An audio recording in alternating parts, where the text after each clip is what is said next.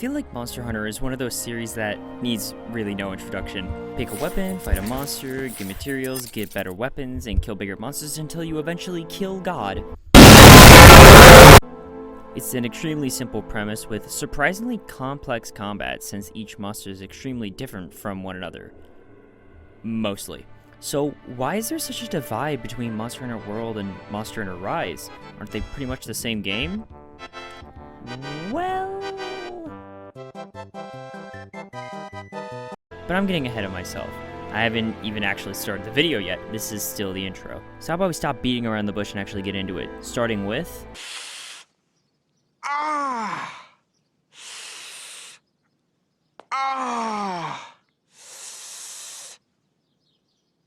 The story in these games is really nothing to write home about, but they both have larger themes that are actually pretty interesting to explore. But that's for lore videos to uncover, and I'm not really in the mood to do a deep dive of each game's cutscenes to find out that Monster Hunter World is actually an allegory for Pearl Harbor or some shit. So let me give you the rundown. Monster Hunter World's story has unskippable cutscenes.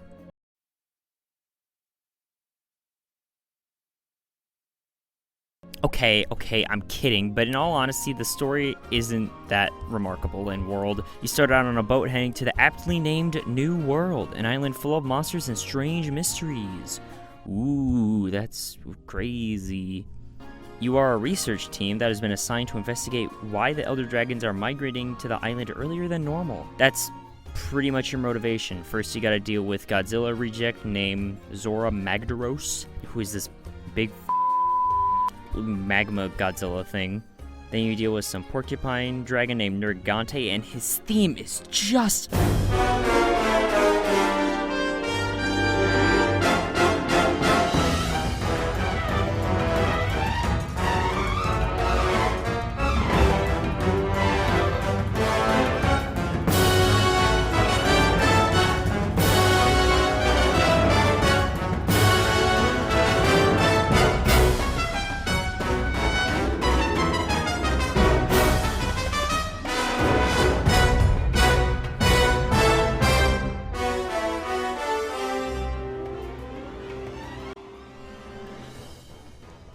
After that, you deal with the rest of the Elder Dragons, and you find a glowy egg thing in the heart of the Elder's Recess. Then you beat up a newborn. If you're anything like me, you do that on a daily basis, so this shouldn't be an issue.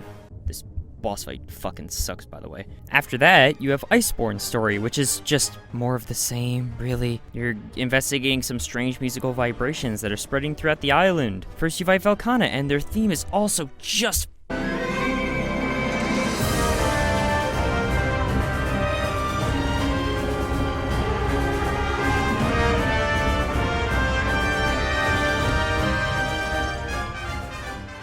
Then after that, you find out Velkhana wasn't causing the vibrations. You fight like 5 different monsters that have nothing to do with tremors, and it doesn't make any sense. And then you learn about the old Everworm. Ooh. You head to its location, finding Nergigante beefier than ever. Beat him, then encounter probably the ugliest thing I've ever seen in a video game. And that includes Silent Hill or Resident Evil, because this thing is gross. Thanks, Capcom. Now Sharish Volda haunts my nightmares with his goddamn spirit bombs. After you beat Shar, he springs back to life, but Nergigante just kills it. So there was no reason for you to even show up here. After that, your crew all shares drinks, which makes you really realize that none of them did anything. Besides, like, maybe the huntsman? Credits. Overall, the story was not necessarily bad, but... Actually, I take that back. The story was terrible. It was just the same thing twice for both whatever. And before y'all freak out because I missed the post-game, I'm gonna talk about that later. Monster Hunter Rise's story is even more simplistic than World's, but I actually think this works in its favor. You don't need some super important reason to just kill a monster. You just need a reason. In this case, you want to protect your village, Kamura. Start out as the newest hunter in the town, and after a few hunts of learning the ropes, you get a mission to defend the village walls in a rampage mission. Afterwards, you see the game's first real threat, Magnamalo. This weird cat purple shogun thing? I mean, it looks cool, I guess. After another hour of hunting random monsters, you finally meet Magnamalo in a hunt. And goddamn, why are all of these themes just so good?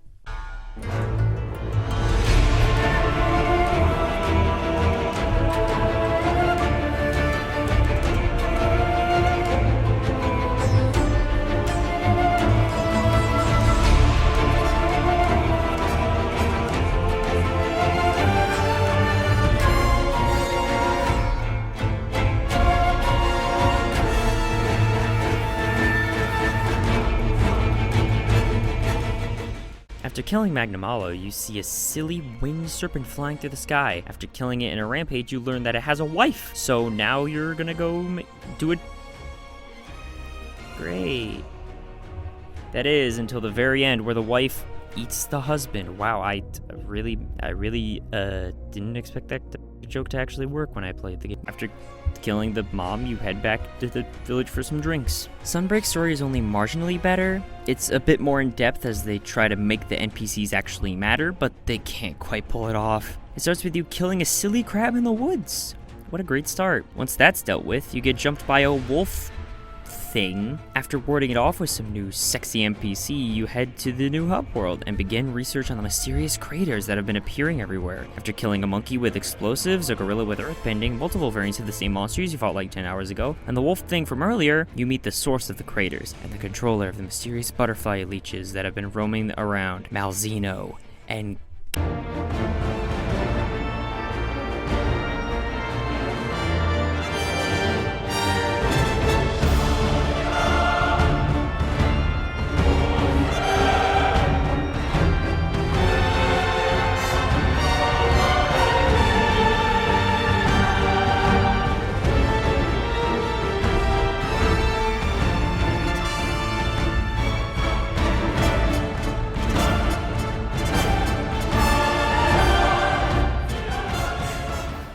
damn, the theme of this one is also just so f***ing good. Once that is dealt with, you figure out that the butterfly leeches were actually being controlled by this big slug mole bug thing, Geismagorm.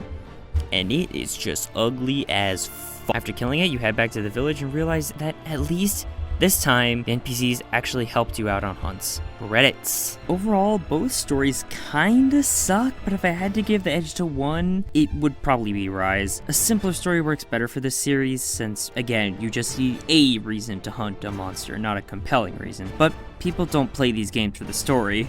That would be ridiculous. They play it for the... It was perfect. Perfect. Everything, down to the last minute details. The gameplay of both of these games is very similar on the surface, but looking deeper into it, they're actually quite different. It's like apples and oranges, you know? Sure, they're both fruit, but in actuality, they taste different, both are consumed in different processes, and have different colors and textures. It's similar with Monster Hunter Rise and World. Both Monster Hunter games, yeah, but they play pretty differently from each other. Monster Hunter Worlds is all about being methodical and careful with your attacks. You do something stupid or take a risk you shouldn't have, you get your head beaten into the floor by Godzilla. While Rise is similar to this, it's a lot more about making sure you have enough uptime on your wire bugs to let you dodge and use your attacks. But let's go more in depth. Monster Hunter World's combat is slow, calculated, and methodical, like you're playing chess. Maybe not like you're playing chess because I don't remember Nergigante being a chess piece. It's about knowing what's coming and knowing how to counter it. Let's take a random monster. And this is definitely a random monster. We'll just go with Nergigante. Nergigante is by far one of the fastest monsters in Monster Hunter World, at least in the base game. But you can't match his speed even if you tried. Even the dual blades, which are the fastest weapon in the game, and the longsword, which can pretty much counter forever, can't even hope to catch up with him.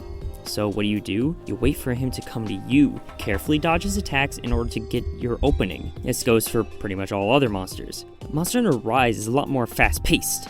With the help of your wire bugs and everything being so much faster, all the monsters have to be sped up to compensate. Let's look at Magnamalo. Magnamalo is fast, hard-hitting, and hard to keep track of. If you don't match his speed to avoid his attacks, you will fail. Really, the only weapons that can get away with waiting for him are the longsword, lance, and gun lance. But the longsword, believe it or not, can't counter forever. Asterisk. You have to watch your stamina with the lance and gun lance, and both of them have tools to get out quickly. Like it or not, you have to match the monster's speed and Rise, or you will fail. Asterisk. That's why monsters like Rajang is so much easier to deal with in Rise than in World. Even if Rajang and Rives moves and acts the same as he did in World, the simple action of needing to wait for Rajang in World makes it so much harder as he berates you with attack after attack. Since, in Rise, with your hyper mobility, you can just run from each attack. This is also why I genuinely think that Nergigante would be way easier in Rise, and maybe Wilds if they keep up that same mobility, because his difficulty comes from the fact that if you mess up, you die.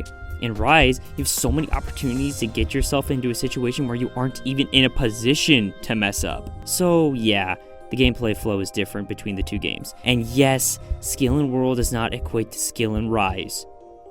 Mostly. So what about the presentation? I mean, sure, they're similar, but they have distinct differences in the... We're just gonna start right off with World. It was the first game to be released in the modern era consoles, PS4, Xbox One, stuff like that, and was released on PC shortly after the launch on consoles. And goddamn, the jump to HD consoles really shows. The game looks gorgeous, especially compared to the older Monster Hunters. The landscapes, the monsters, the armor, the weapons, everything looks like it belongs in an actual ecosystem that would exist in real life. Even 6 years later, the game looks amazing. Monsters of World are very hit or miss for me though. Some of them look great, others kind of suck, although Iceborne has a lot more hits. Monster Hunter Rise, by comparison, is a lot more tame. Since they struck gold with World, for the next portable game, they wanted to make it distinct from World's design. For the life of me, I can't find any interviews on why they decided to go with a less realistic aesthetic, but it really lands for me personally. It's distinct enough from World to be noticeable at a glance, but not so different that it ruins the visual identity of the series itself. It looks like Monster Hunter. The design of all the monsters of Rise can be questionable at times, but most of the time, like Monster Hunter World, they look great. Although I do believe the design philosophies of Rise and World are very different in its original monsters. I can't just keep using Gigante and Magnamalo as examples as to why the games are so different, so let's just rummage through the pile of here and see what we can find. How about Odogaron from World and Lunagaron from Rise? Both the Garons, sure. Odogaron, at a glance, looks like a generic monstrous creature, but careful details were made to make sure it fits within the environments it can be found in. It can be found in the Coral Highlands and the Rotten Vale, which are pretty much dead of all life, especially the Rotten Vale. Its claws are almost double layered instead of being serrated like what you would expect, which doesn't make much sense until you remember that Odogaron lives in a region where corpses are more common than alive creatures. These double layered claws make it easy to rip apart decaying flesh and pick away bones. Its relatively small size also makes it easy for it to move around and catch other monsters by surprise. All of these point to the Odogaron being an ambush predator that drags its victim back to its nest and leaves them as a stockpile for later food. Lunagaron, on the other hand, is a lot more fantastical in nature. It lives in snowy mountainous regions, but there's no real part of its design that tells you that aside from being bluish-white color. But it doesn't have unique claws or teeth to rip apart any cold or frozen flesh, and doesn't seem to have any natural way to resist the cold. It just looks like a fantastical beast with no real reason for most of its adaptations. That's because its design is leading into a sort of reverse werewolf, which is more prevalent when it's enraged. In its second form, Lunagaron stands up on its hind legs and grows icy spines from its body. Its claws also become ice as well, letting it lean into the inspiration as an Arctic reverse werewolf super hard. And it works because of that. Oh, this is just a small note. The idea of World having more realistic adaptations for its monster kind of falls apart once you get to the Elder Dragons, but that's been true since the first Monster Hunter game, so I'm kind of brushing it off. And also, this does not mean that Rise does not have realistic designs. Both games have realistically designed monsters, mostly because they share some of the same monsters, but I'm talking about their original monsters, the ones they came up with here. Alright, now that we've gone over the story, gameplay, and design of each game, what's left?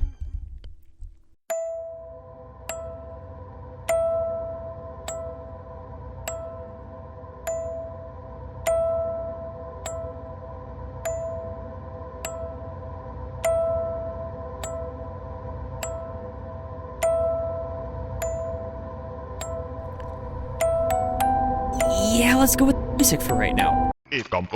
Music of both these games is basically a soundtrack you put on Dungeons and Dragons, but that doesn't make it bad. The monster themes of both games are good, and the village themes are great.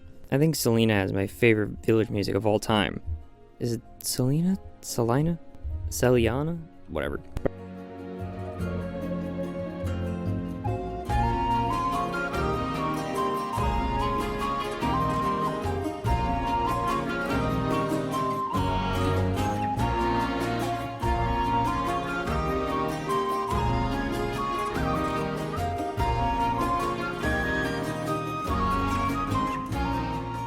Other than that, there isn't much of note. Rise is more of a chanting, almost a cappella hella feel to its music. I can't really think of a track in Rise that doesn't have some sort of chanting or cheering of some kind. Even the Rise version of Proof of a Hero does. World almost has a more triumphant and epic feeling in pretty much all of its music, with all of them being pretty intense. Of course, the Proof of a Hero reflects this in World. I actually want to point to the Velkhana fight in this one for one specific reason.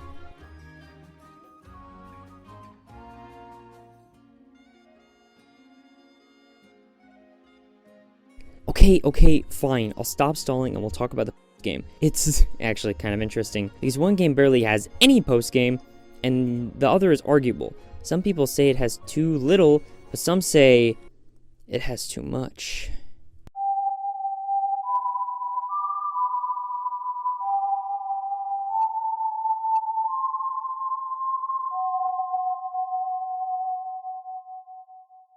Okay, so this is a pretty split issue from what I've observed. Some people love the World postgame, some hate it. Same for Rise. But I'm here to tell you that the Rise postgame is objectively better and probably is actually too much.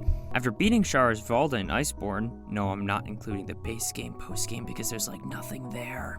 You have to go to the Guiding Lands to go do something. The Guiding Lands are basically every single map combined into one and has most monsters, besides the obvious one like Xeno'jiiva or Shara's Valda. Basically, you go out and fight monsters to go out and fight bigger monsters to go out and fight bigger monsters. And this cycle repeats until pretty much Arch-Tempered Ruin or Nergigante. That's it. Sure, you get some silly bonuses along the way, like weapon augments and layered armor, but that's it. No special weapons, no charms, no armor, besides Ruin or Nergigante, I guess. No new decorations, no nothing. Just fighting. Of course, besides that, you have your Zinogres and your Safi'jivas and your Elatrions, which is my favorite fight in the game, by the way. And of course, the returning Fatalis.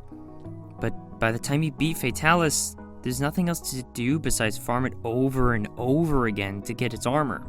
The postgame of Sunbreak is way better, in my opinion. After killing Geismagorm, you get to fight a whole bunch of monsters that we are not talking about because the anomaly quests are unlocked. These are basically the guided lanes, but better, because A, it's not one map the entire time, B, each monster has the whole dynamic of the fight change because of the butterfly leeches controlling when the monster gets enraged, C, each monster has a new status effect in the form of Blood Blight condition, even if it gets old after a while, D, each monster becomes a skill and damage check because if you do enough damage, you get rewarded heavily, and the flow of the fight could be skewed against you if you don't. E, Elder Dragons are completely reworked, and it's amazing. And, of course, most importantly of all, you get actual rewards from doing these. You get anomaly parts, anomaly tickets, and anomaly tokens. Anomaly parts can be used to augment weapons to have more slots, do more damage, or anything really. You can also augment armor as a sort of roulette. If you get lucky, you can get increased defense, increased elemental defense, extra skills, and even extra decoration slots in your armor. Anomaly tickets are also used to craft specific endgame weapons for every monster, all of which can also be augmented and can be used to make incredible charms, basically at will. Anomaly tokens are traded for certain valuable monster materials, like layered armor tickets, armor spheres, and even rare monster parts and gems from the final boss. The anomaly level goes up to 300 and almost every single monster can show up in the investigation. Even Elder Dragons that don't have a Risen variant, like Velkhana or Primordial Malzeno, can show up as secondary targets to your hunt. But here comes the problem. In order to completely max out your gear, getting anomaly level 300 takes about 30 hours. Nobody has that much time to grind the same monsters over and over and over again, even if they're different from the base game. Yes, the Risen fights are fun, but no one wants to farm Risen Shigaru Magala for 10 hours. At least it's not as bad as the Guiding Lands, since you do actually get stronger over time, but Jesus. Well, that's all I really had to say. I hope you can understand why I get a bit upset when people say Rise and World are basically the same. So, thank you for watching. I had actually given up on this project a while back, between school and other personal stuff getting in the way, to a complete script rewrite, knowing that a lot of this more finer detail stuff gets lost on a lot of people. The original segment about design was originally going to go over every single original monster in Rise and World, but I eventually threw that out because I realized I would never be able to get it done. And eventually it would just devolve into me sounding super repetitive or boring. This thing has been really hard to get out the door, but the recent release of the Wilds beta and the actual super close release and finishing a few other personal projects have motivated me to get this thing done and out the door and into the world. I won't spend the entire last few minutes rambling And anything that needs clearing up or is confusing, I'll probably clear up in the description or a pinned comment. Again, I want to thank you all so much for watching, and I'll catch y'all later.